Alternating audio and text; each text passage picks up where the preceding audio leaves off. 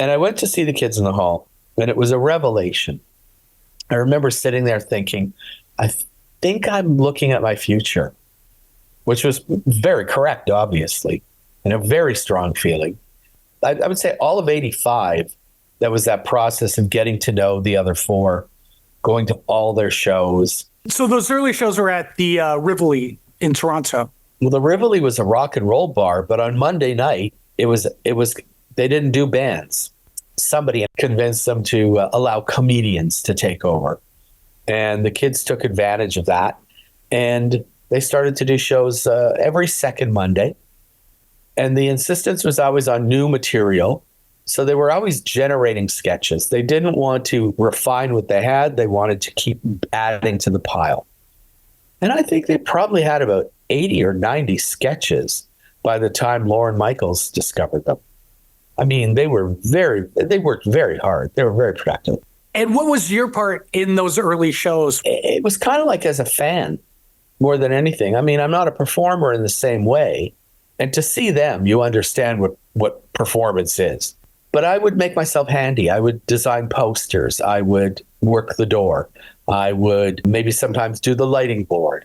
A friend of mine had a video camera. We would borrow it and shoot a lot of the early shows because I felt immediately that this has to be archived. Hi, I'm Paul Bellini from the Kids in the Hall. Get ready for my interview. Yes, that is the voice of the legendary Paul Bellini, and you've tuned into another episode of Comedy History 101, where we school you in comedy. I am Harmon, hello, and I am thrilled to have Paul as our guest today on CH101. Paul is known to fans as the unofficial sixth member of the legendary sketch group The Kids in the Hall. He was a key instrumental writer on the Kids in the Hall TV series, and he's also known for his on-screen appearances as the guy in the towel. And we'll do a deep dive with Paul on his comedy history and his collaboration working with Kids in the Hall. And just a footnote, Paul was recently in the hospital, and I'm mentioning that to put some context into the start of our conversation. Also, check out our past episode of my interview with Paul Myers, who wrote the book Kids in the Hall, One Dumb Guy, if you want to do some further deep diving into the history of Kids in the Hall. But before we jump into the episode, a quick plug. On Sunday, October 6th, 7 p.m. at the People's Improv Theater in New York, I'll be presenting my show, AI versus Human Roast Battle. Come on out and see a human comedian take on a machine learning AI in a 3-round comedy roast battle of tomorrow. Yes, dystopian comedy at its finest. And you can find out all about my show dates at my site, harmonleon.com, or on the social medias at harmonleon.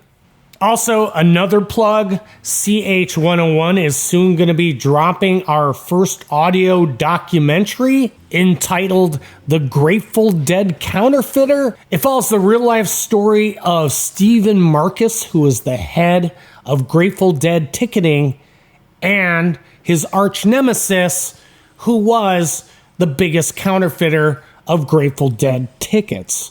So that will be dropping soon. And remember, as always, show Comedy History 101 a little love, a little support. Lately, we've just been killing it with the quality of guests we've been getting on the podcast. So take some time and show a little love by giving us a few stars on iTunes or Spotify. Throw out a comment or two on those platforms or on our site, comedyhistory101.com, or on the social medias at comedyhist101.com. And now, without further ado... You're stupid. Everybody's so stupid. I'm trying to use the phone! Excuse Comedy History 101. Hello. Paul, how are you? I'm good. I'm all set. Good. I'm glad to see you're doing better. Oh, me too. What a hell Oh of boy. But this is Comedy History 101, so we could put that aside for now. Well, this is what comedy's good for, to laugh away the pain of the horror of what happens in your existence, you know? Exactly. The power, the healing power of comedy, indeed. So just to jump right in, my astute research told me at one point you were the most famous person in Timmins, Ontario. Before Shania Twain erased me from the... I was the most famous non-hockey playing person from Timmins. There had been a couple of actors and stuff before. An actress from Stratford named Denise Filiatro, I think, and Cecil Linder, who was a character actor in Hollywood movies, who I believe were both Timmins either raised or born. But, when I was on CBC and everything and running around on the towel, that was like my little moment of glory. But then Shania put out that Woman in Me album, and bang, you're forgotten immediately. They had to take the plaque down from the plaque wall. No, there never was a plaque. I don't know. I'm making that up. And your thoughts on Shania when? Well, as a little kid, I remember thinking, gee, God, I wish something exciting would come from Timmins, like either a living dinosaur or a major pop star. I got the second wish, right? I have to admit, those records are great. The three albums that she did, I thought were Up and Woman and Me, and I can't remember the other one, Come On Over. Those are all terrific records. So what can you say? We were all very proud of her. We couldn't kind of believe our good luck. But it didn't really help the town so much. What could? Yeah, and for those who are not knowledgeable of Timmins, it's a and correct me if I'm wrong, it's a mining town roughly 400 miles north of Toronto. It certainly is. Gold, copper, iron ore. There was a major gold find there back in around maybe the early 1900s. And when the mines opened, that's when a lot of the European immigrants started to come in to work in the mines. So it was that period of growth in the 30s. I have a friend in Timmins who writes books about all that and how much high grading there was, how much gold was stolen from those mines. It's unbelievable because that was before any kind of protections. It's a very lively, colorful history. By the time I came around in the 60s, it had kind of quieted down. And then we should focus on cultivating our comedy and country music stars. Mm-hmm. That's right. And what was it like, growing up in a small mining town? What was making you laugh back then? And what was like your comedy influences growing up? Probably my grandparents. I had Italian grandparents with heavy accents. My grandmother, my father's mother, was hilarious. She just was. She'd say things, like what do you call those, malapropisms and mispronunciations? It was hysterical. Or she'd confuse lemon pudding with lime pudding. And you know what I mean? Like, it was very charming. We always got a laugh out of her. And I realized that for me, the source of my humor really just came from my family. We were a collection of Italian oddballs. And that was my first inspiration, really, was them. And then what about such as movie and TV wise? Were you influenced by, was there Canadian shows that you were influenced by, or was it American shows or British shows? Well, my favorite comedians growing up were like Jack Benny and Dean Martin. I liked Dean Martin because he pretended to be drunk and always acted like he never rehearsed. And I liked Jack Benny because he could work a pause more than anyone. And he had that certain gayness that was very interesting. Canadian stuff, well, SCTV, by the time I was in high school, SCTV was opening the gates of what sketch comedy could be. And Lauren had already started Saturday Night Live 1975. I was in grade 10. So obviously, Canadians were at the forefront of sketch comedy revolution of the mid-70s. And they did the best work, and it still stands up better than anything. For me to later on luck into the Kids in the Hall, it just was perfect synergy. It's like this felt right, you know? So then you went to, it is York University. You went to York University. Is that a Toronto university? It is. And I chose it specifically because I wanted to get far away from Timmins. And York was in Toronto. I wanted to live in Toronto because it was a big city. I could have gone to a university in Sudbury, which was much closer to Timmins. But I kind of wanted to create a distance between me and my family at that point because of my growing awareness of being gay. And also the excitement of big urban life was very important to me. All the theater that was coming out of Toronto, the rock bands who would tour and perform there.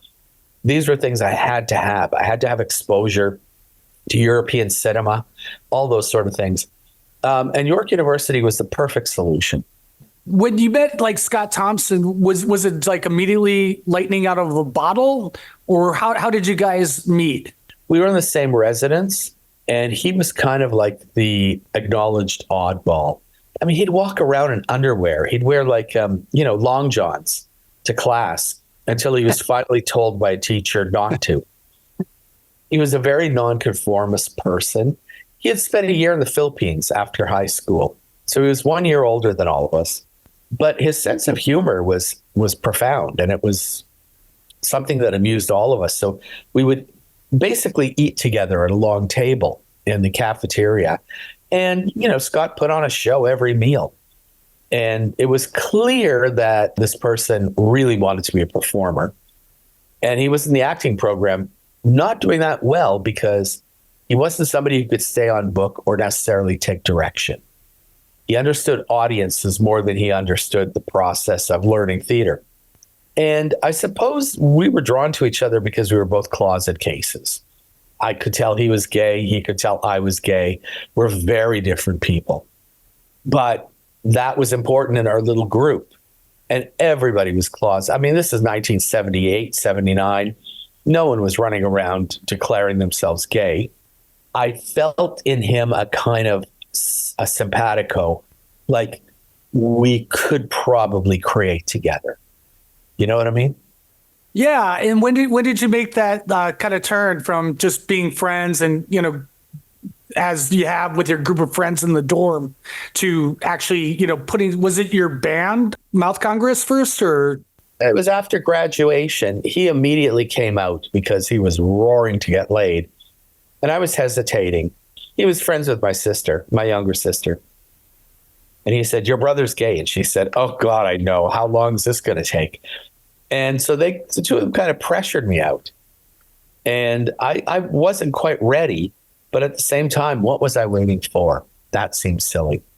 And once I was out, Scott introduced me to some other friends of his from Brampton who were also openly gay and going to clubs. And I immediately fell into that circuit, that lifestyle. It was very quick. But Mouth Congress didn't come till about a year later.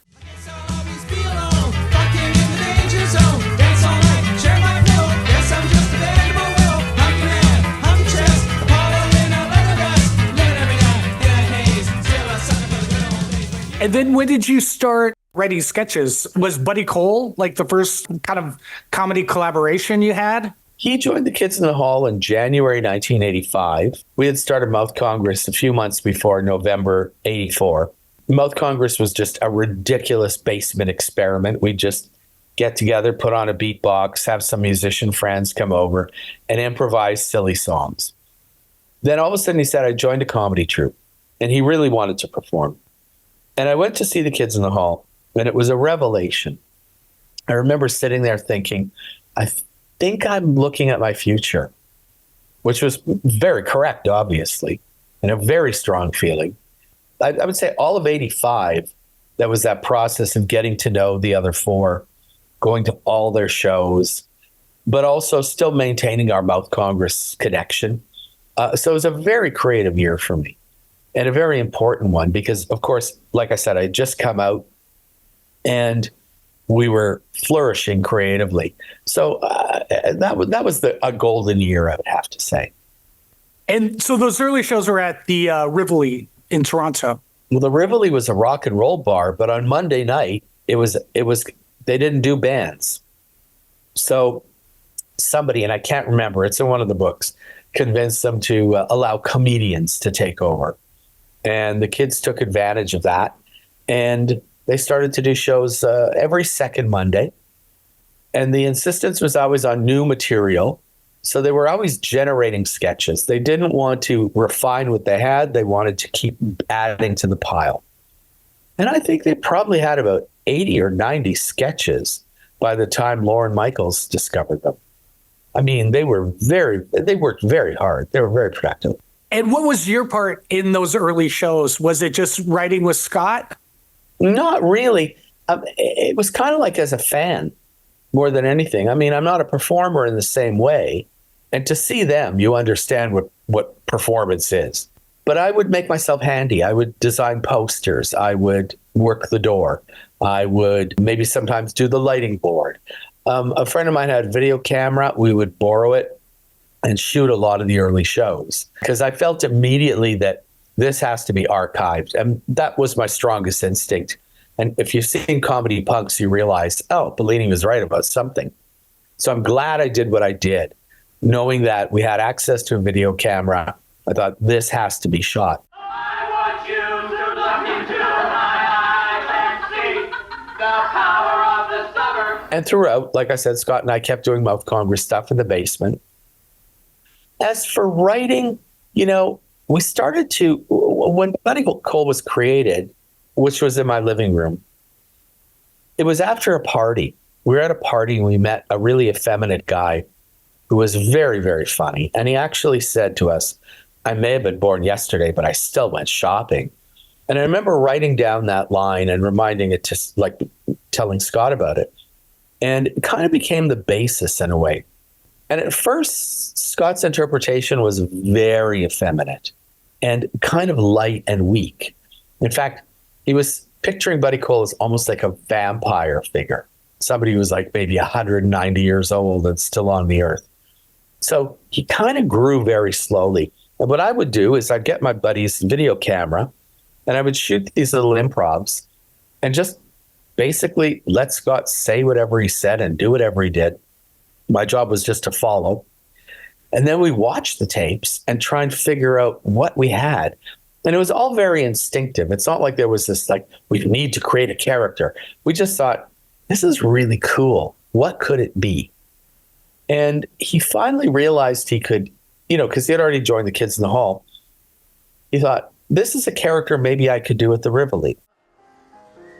Show business is full of actors, singers, dancers, and models. And then there's me. Actor, singer, dancer, model, Canadian. The first monologue went on over 10 minutes long. And it was a bit frustrating for the other four because they're backstage going, good Lord, he's still talking. I started to realize one thing I could do was maybe help edit. And so when Scott said, I have a new monologue, I'd say, read it to me. And my way of editing is very simple. Laugh at the good jokes, don't laugh at the bad ones. So he could develop an instinct about what to do and not to do. And it's the easiest process with comedy. It's the most honest. And it's what an audience gives you. When you're in front of an audience and they're laughing, you know you're doing well. When they're not, that's dead wood. You got to cut that. So those monologues went from 10 minutes to 6 or 7. And they're still long. But the crowds did like them. The crowds liked the character. They embraced him. But the Rivoli was not a gay crowd. It was mostly young, university-educated straight kids. And they liked the candor and the refreshing approach, the daringness of this character.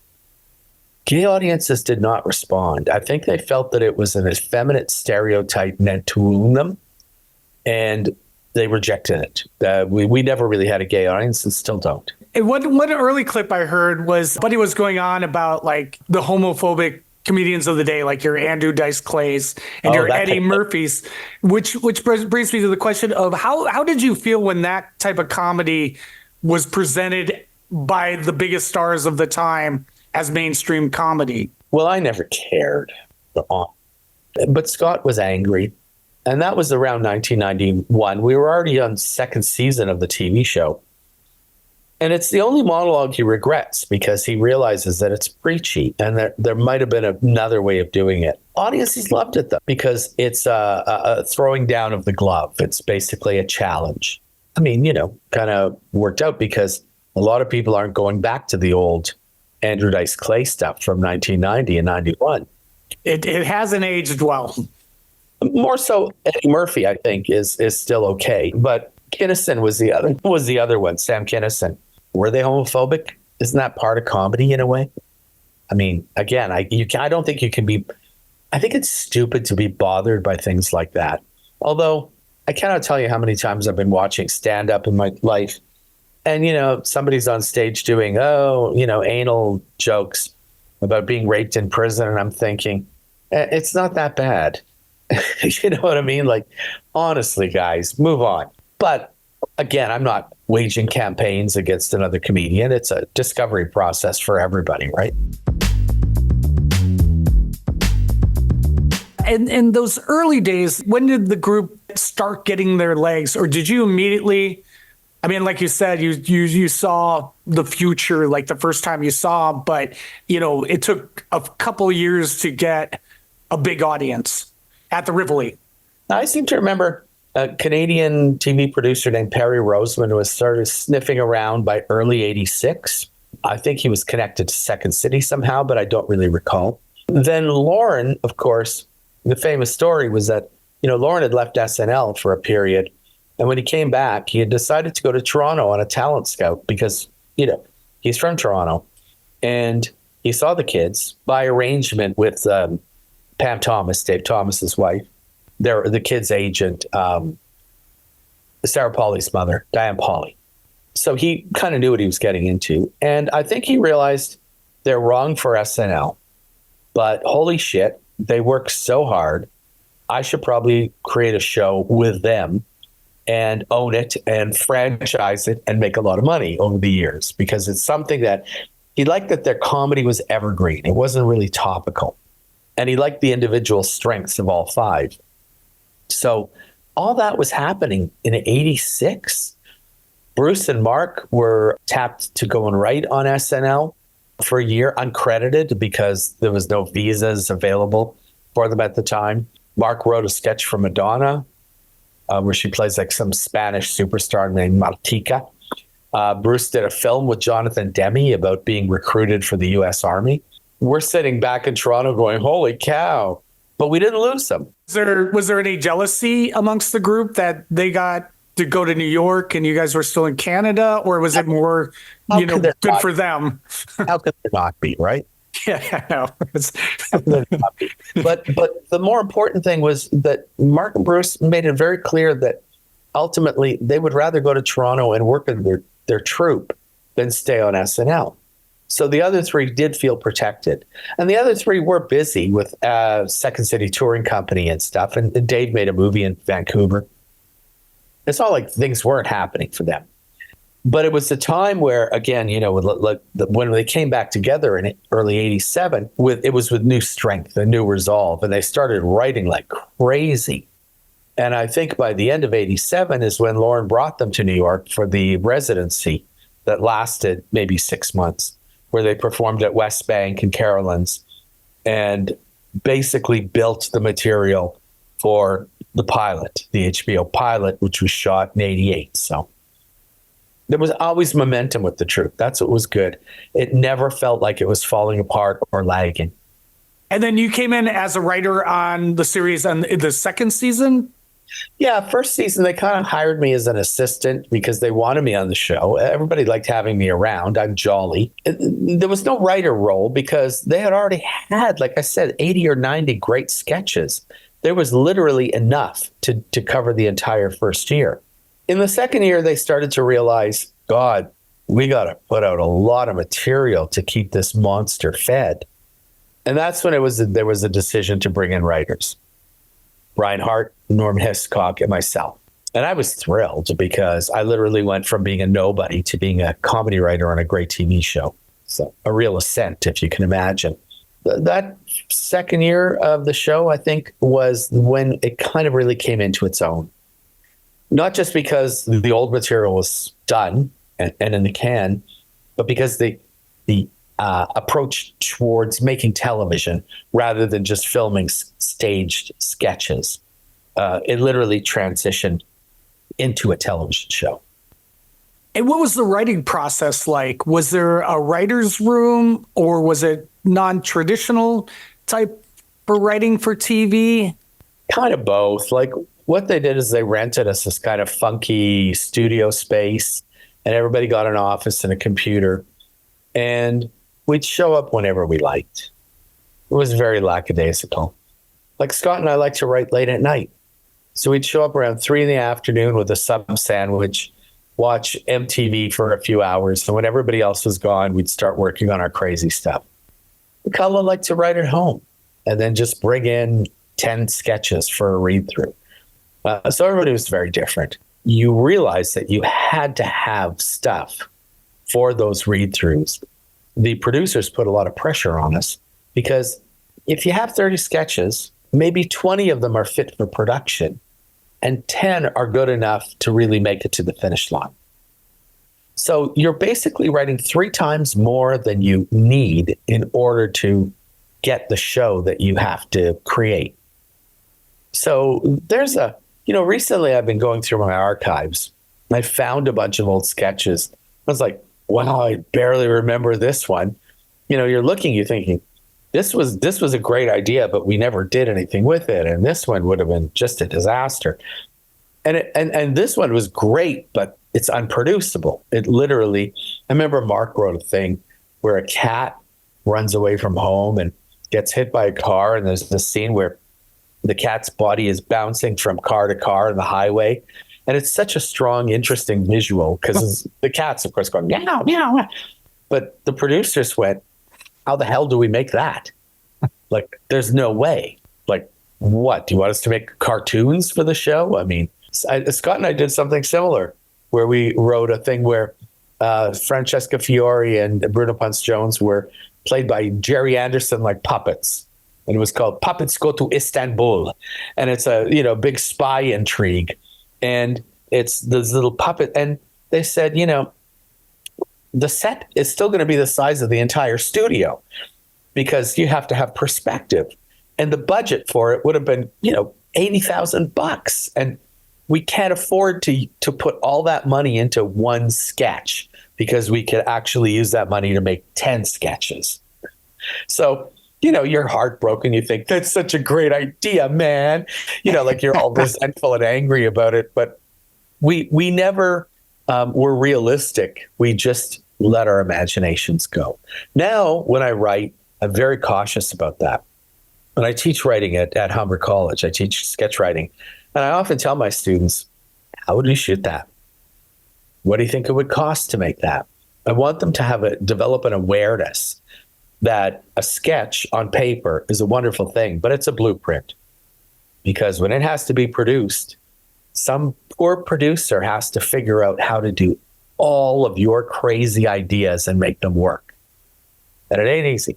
And what else was in that when you were going through the archives of the things that didn't make it? And then looking back with time and distance, you go, oh, that shouldn't have been made.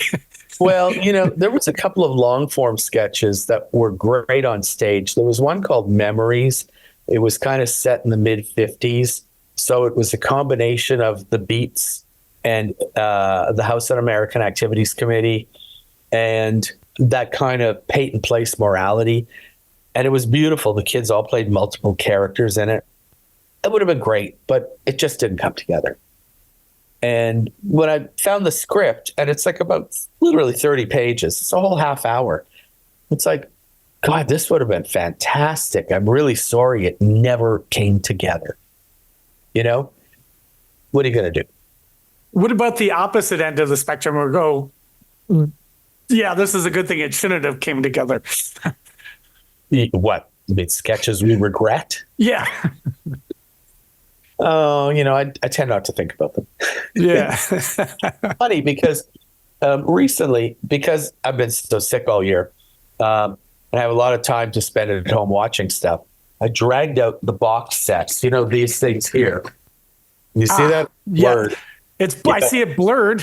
Yeah, I know. I don't But know no, why. okay, it comes in and out. Yep, there we go. The beautiful box set. Yes. So I've got all 5 seasons, and I've been going through. I'm halfway through season 3, and it's amazing how much you forget after 30 years, and how much still holds up. How strong some of the pieces are, and some of the characterizations. And whenever I find a really good piece, I think, "Oh, I can use that in class." And that's a good example to show my students of this is what great sketch is. One of the ones was I think it's from second season. It's a black and white piece where Scott plays a kind of a hardened hooker, sort of like one of those like Jodie Foster and Taxi Driver hookers. And Dave plays a distinguished British man, sort of with a Ronald Colman type accent. And he bumps into her and falls in love with her. "Young lady, come with me," and all this sort of stuff. And she's still talking like a hooker, and he's still talking like Ronald Colman. And they never actually find that sweet spot together. And I thought it was brilliant. And I'm looking at it thinking, I remember when we shot this, I thought it was very good, but it didn't stand out in any kind of real way. But now that I look at it, I think, wow, this takes 2 completely different characters from 2 different eras, puts them into a scenario, gives them this strong central relationship. And you realize the magic of a comic character is that they never learn. They don't learn. They don't change. There are no character arcs. They make the same stupid mistakes on the last day of their lives as they did on the first. And this is true of all great sitcom characters. Archie Bunker was always the same character right up all the way through. You know what I mean? Sheldon on a Big Bang, same guy all the way through. They make the same dumb assumptions, the same stupid comments. And that's what a comic character is. A comic character is one that really never develops. I think with sketch, characterization is everything. It's not about the jokes, not about the gags. It's about who those characters are and how they work in a sketch.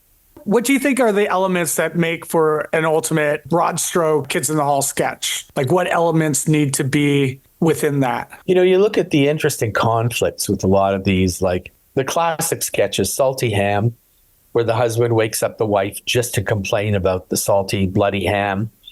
And she's kind of dazed because she was having a lovely dream, and now she has to deal with his misplaced anger. Gordon? What are you doing up, hon? It's after 2 o'clock in the morning. It's that salty, bloody... Or you look at something like Citizen Kane, 2 guys in a cafeteria arguing over the title of a movie, and it just escalates and escalates until literally it leads to a stabbing. I think that is really good. The other thing I think is good is when you look at a character like Chicken Lady, which I think is maybe the best character ever created, like ever in the world.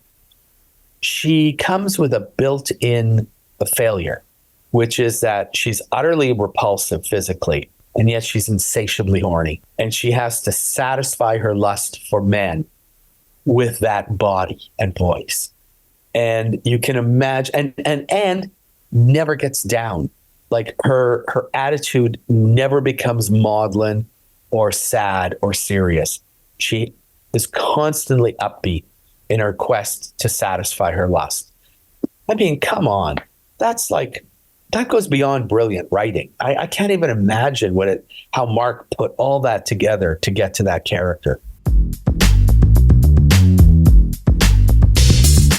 What would you say would be truly Canadian in the comedy that would differ from like an SNL comedy that makes it truly Canadian?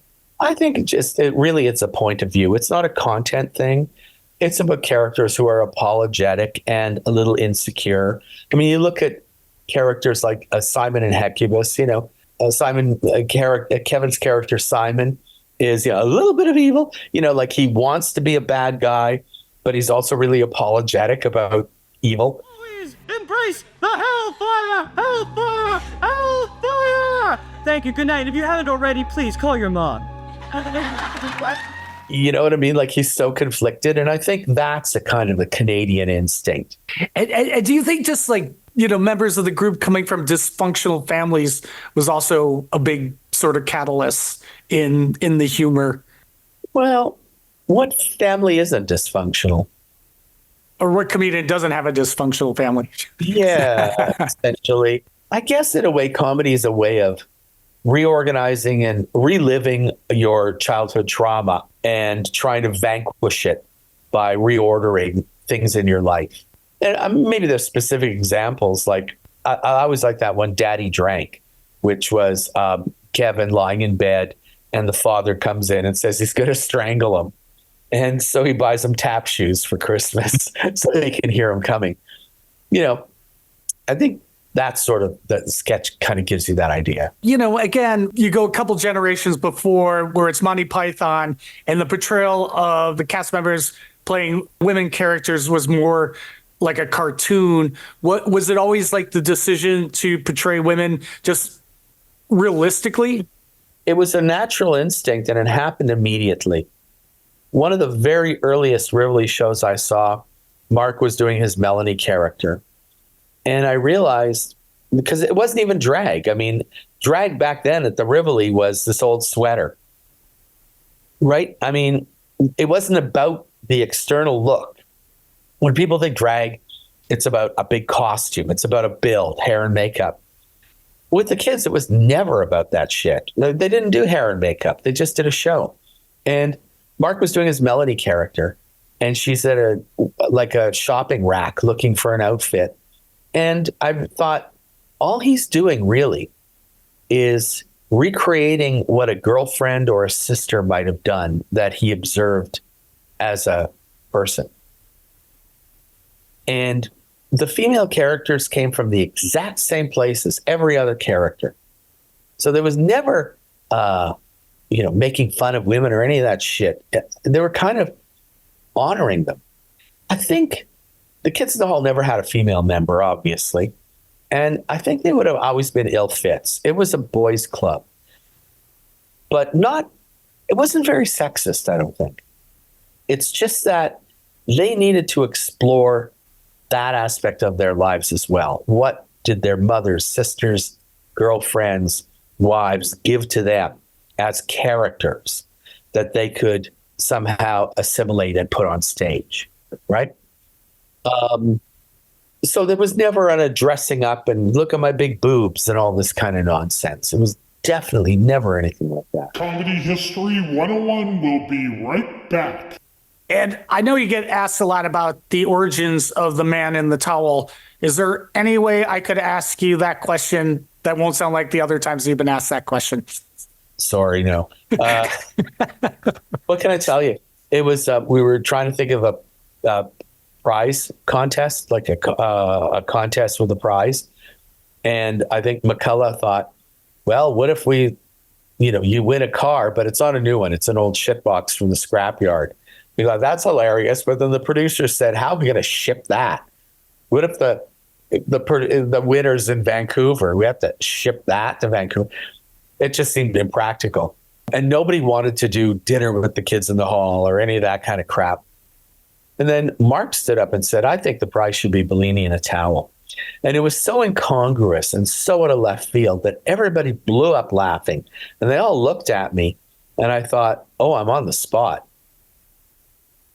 But at that moment, I thought, hey, now I can be on the show. Because originally there was this rule, they didn't want the writers to be on the show. And I thought, hey, now they have to put me on the show. But then I was torn because I'm kind of embarrassed by being a chubby guy. And I thought, that means I have to put my body on camera.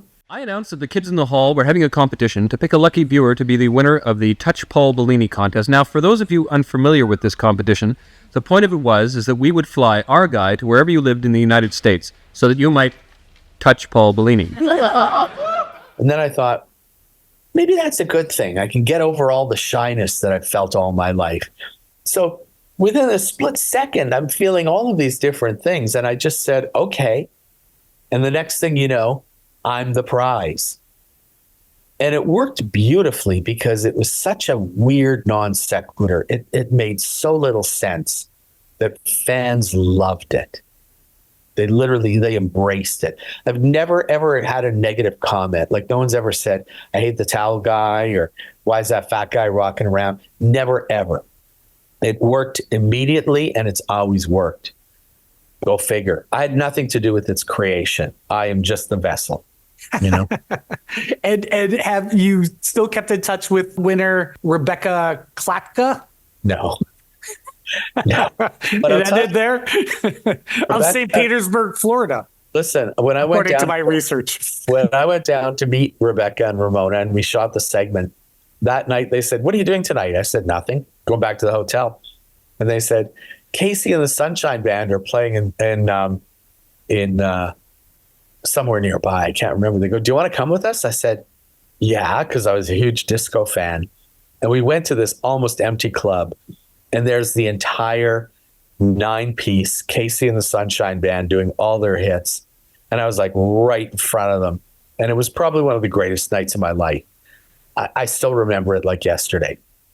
So thank you, Rebecca, and thank you, Ramona. The R Girls, they call themselves. And I can't believe it. Almost an empty club. That just seems like a must-see show. It was, I think, Orlando or somewhere. Yeah, it was weird because it was before Richard Finch had died. Like, it was the original lineup, and it was just, they were incredible. I remember watching them thinking, oh my God, this is like a revelation. Now I understand those songs even better. You know? Oh, it was great. I'm trying to use the phone! And who else did you really collaborate the most with besides Scott?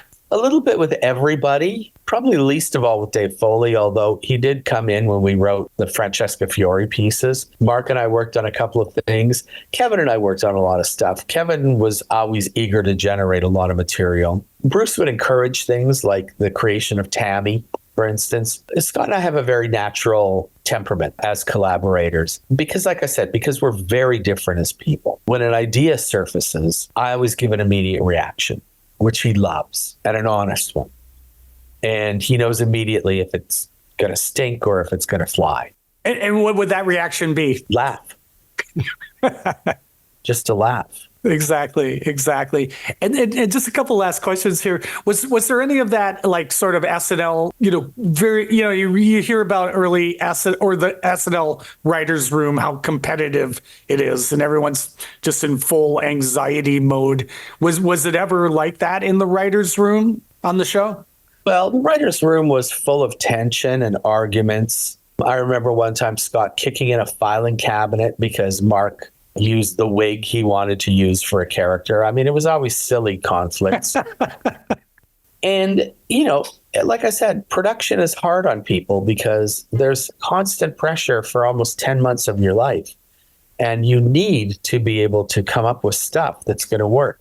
I think a lot of times the worst thing is you write something, you read it, and it gets that horrible silent treatment. And you realize, oh my God, I've just bombed in a way that I've left a turd on the table. And nobody likes that. Although sometimes the producers would say, we could make that if you find a way to make it funny. So they'd encourage us to go back to a piece of shit and figure out how to make it work. Yeah, polish that turd. Because the producers are very honest about, they're looking for stuff they can make, right? And they were very objective. There was a lot of competition among the guys. The 5 of them, I think, are fiercely competitive and not above mean-spiritedness, maybe even a little backstabbing. But ultimately, the show always came first.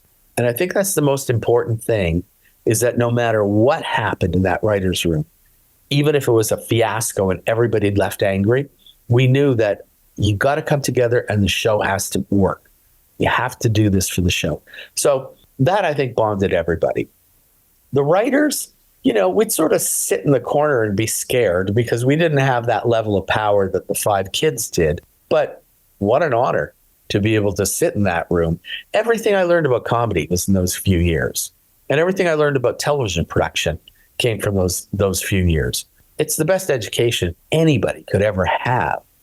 And here I am now, I'm teaching, people how to write sketch at Humber, and I'm thinking, I wish all of them could have what I had. which is a chance to be on the greatest show being produced at the time, and seeing how you write something and then it's rehearsed and rewritten and ultimately filmed in front of a live audience, and then goes through the editing process. And finally, when it's on TV, bang, you see what your work has been like, what comes from it. And there's just no greater education, you know?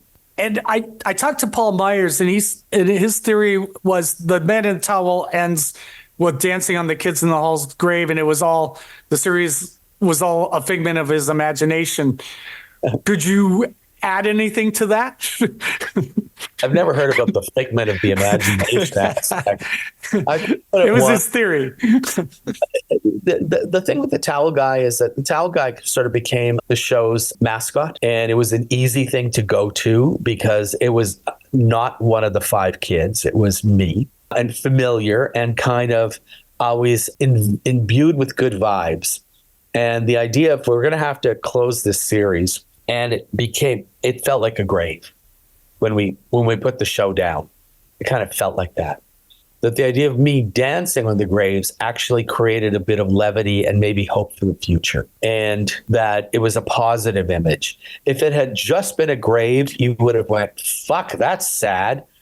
But because I come there and, drop a lily and do my little ridiculous dance to the klezmer stuff, I mean, it gave fans a chance to hope that there'll be more. Thank God that's finally over. And of course there was. It was Brain Candy and Death Comes to Town and the Amazon reboot. So thank God that's what it did. And how did it feel coming back with the Amazon reboot? Oh, it was terrible because it was shot during COVID. So there was no live audience. Everybody's sequestered. There's all that horrible COVID protocol. I mean, I had to be tested the day before and the day of everything we shot. You don't see anybody. Everybody's behind masks. There's no camaraderie. There was no sense of family. On the old show, we were together for 5 years. We knew everybody on our crew intimately. We partied together. We knew each other's families. The Amazon thing was very cold, for me anyway. I'm not sure what it was like for the 5 of them. I hardly saw them. I mean, you're literally just picked up by an Uber, brought on set, stuffed into a trailer, and then brought out onto location. There's some person yelling. At one point, the COVID woman, she said, "Could you wear your mask, sir?" And I'm standing in the middle of a field, and there's no one around for 30 feet. And I'm thinking, are you fucking kidding? So there was all that nonsense, I think, really wore away at the beauty of the comedy. And I don't know. It was a really hard thing to shoot for me anyway. But the result, everyone loves the Amazon Prime series. And what do you think, comedy-wise, what do you think is the big difference in comedy from that gap between the series? I'm not sure I understand the question. What do you think has changed in comedy between that gap between the latest series and the ending of, I believe, season 6? I don't know, age. We're all older. Or just in comedy in general, of the world of comedy. Oh, I'm going to try to dig for an angle until I get your approval on it. Okay. We never heard phrases like punch up and punch down in the 80s. We just knew better than to do anything like that. So there's that weird lecture-y crap that sort of came at the time. People being scolded for certain comic ideas. The killjoys were starting to win, which was really too bad because it really did take away from the beauty of what you're trying to create. I don't know if that's still the case or not. Which leads to the question, what do you think is the healing power of dark comedy? Stemming from this is, I heard an interview with you when you had your hernia surgery and the message you got from Dave Foley. Oh my God, that made me laugh so much. I was lying in a hospital bed. I'd just come out of a coma, and Foley's message was, Bellini's so lazy he couldn't even die. Or something. I misquoting. It was much funny. It was beautifully written, but that did make me, it was the first thing that made me laugh when I came out of my coma.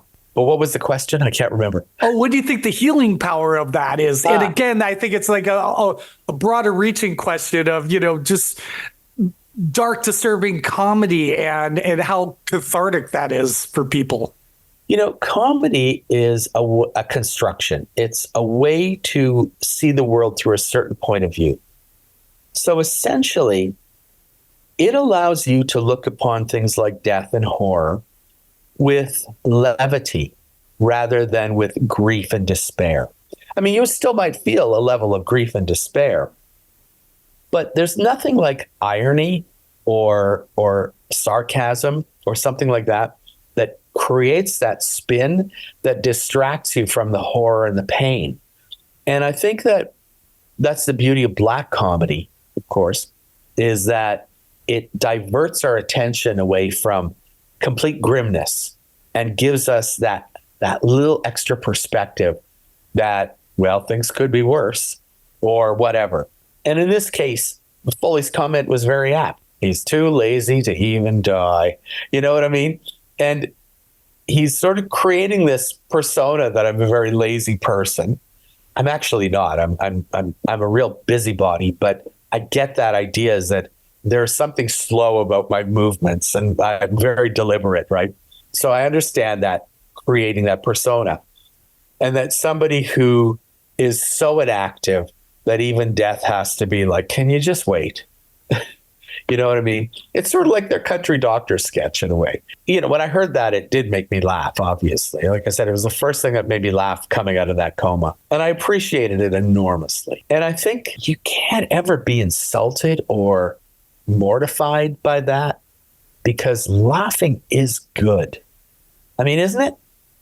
Isn't it liberating? It's the best feeling in the world. It frees you from things and it can free you from horror. So to me, there's no end to its importance, really. I will end with that because well put. Thank you so much, Paul. Anything you would like to plug or anything like that, or where people could find your courses and stuff like that? Well, the only thing I want to plug is Scott Thompson and I spent the last 3 years working on a Mouth Congress album. 16 new songs that we labored over intensely with our band. And we took a long time to do the recording and the mixing. And now we're about to release this record at the end of October 31st. If you're any kind of a fan of either of us, this is it. It's called Valley of Song. And I think it represents our best work as lyricists and as comedians. I think it's probably one of the best things we've ever done.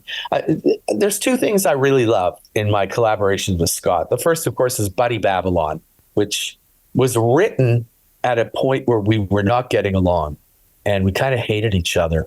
But when I look at that book now, it's so damn good. I'm thinking, wow, you don't even need to like the other person to do good work. It's amazing. But Valley of Song, we got along the whole time. And it's the other thing I think is the strongest thing I've ever done that the two of us have collaborated on. So I hope fans will embrace it or at least pay attention to it. I'm very proud of it. Like I said, October 31st, we're planning all kinds of things to launch it, the little promo videos and rock videos, and it will be multi-platform. The record company's going to, put it out everywhere, all this kind of stuff. But I think it's really good for comedy fans and Kids in the Hall fans. So look out for it. Paul, thank you so much. I really appreciate you taking time and chatting. It was a great conversation. Thanks, Harmon. Nice meeting you. Yeah, nice meeting you as well. Take care. Take care. Bye. And that wraps up our episode today on Comedy History 101. You got schooled in comedy.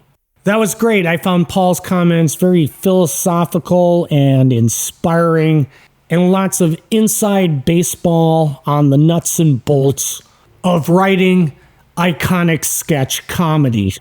And if you want more Kids in the Hall history, go back and check out my episode with Paul Myers, who wrote the book Kids in the Hall, One Dumb Guy. Also, a big shout out to my friend Jean-Francois, who connected me with Paul, so a big thank you.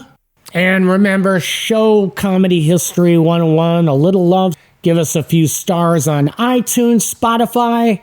Throw in some comments on those platforms or on our site, comedyhistory101.com. And once again, the quick plugs. On Sunday, October 6th, 7 p.m. at the People's Improv Theater in New York City. I'll be presenting my show AI versus Human Roast Battle, and you can find out more about my show dates at Harmon Leon on the social medias or on my site, harmonleon.com. And be sure to look out for our upcoming CH101 audio documentary, The Grateful Dead Counterfeiter. And until next time, bye-bye. You're stupid. Everybody's so stupid. I'm trying to use the phone!